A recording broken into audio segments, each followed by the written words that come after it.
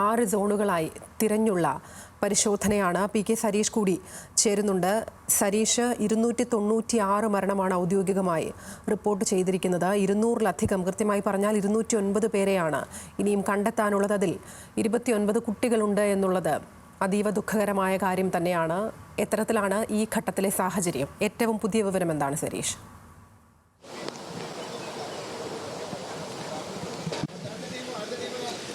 ഈ മേഖലയിൽ വീണ്ടും മഴയെത്തുന്നു, അത് രക്ഷാപ്രവർത്തനത്തിന് തിരിച്ചടിയാവുന്നു എന്നുള്ളതാണ് ഏറ്റവും പ്രധാനപ്പെട്ട കാര്യം.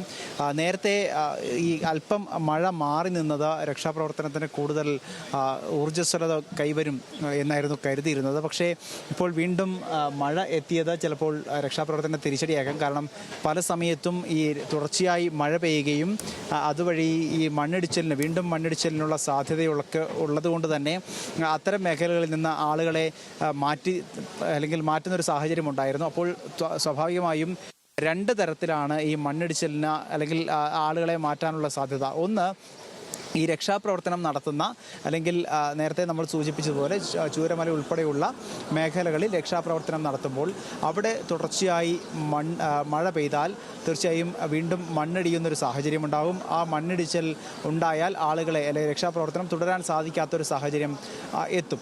അതുകൊണ്ട് തന്നെ അവിടെ നിന്നും ആളുകളെ അടിയന്തരമായി മാറ്റാനുള്ള സാധ്യതയുണ്ട്. അത് കണക്കിലെടുത്ത് ഈ മഴ മാറി നിൽക്കുന്നതാണ് രക്ഷാപ്രവർത്തനത്തിന് ഏറ്റവും ഉപകാരപ്രദം അല്ലെങ്കിൽ ഗുണകരം.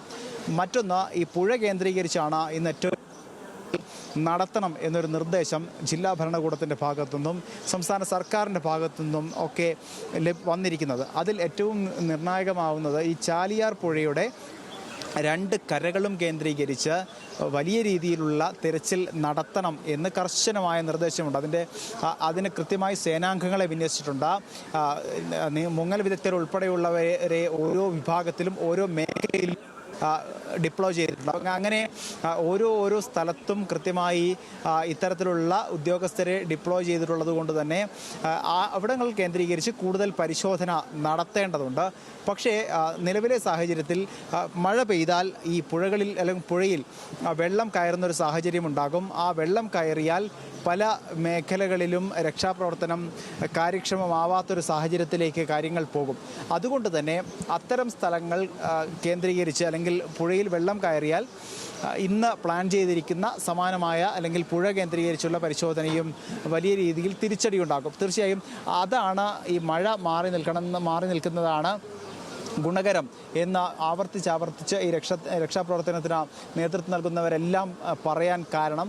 എന്തായാലും ഇപ്പോൾ നേരത്തെ അല്പം മഴയുണ്ടായിരുന്നെങ്കിൽ പോലും ഇപ്പോൾ അല്പം മഴ മാറിയിരിക്കുന്നു. കൂടുതൽ ഈ മേഖലയിലേക്ക് രക്ഷാപ്രവർത്തനം നടക്കുന്ന മേഖലയിൽ കൂടുതൽ മഴയില്ല എന്നുള്ളത് ആശ്വാസകരമാണ്. പക്ഷേ അതിനപ്പുറത്തേക്ക് കൂടുതൽ ആളുകൾ ഈ രക്ഷാപ്രവർത്തനത്തിലേക്ക് മടങ്ങിയെത്താൻ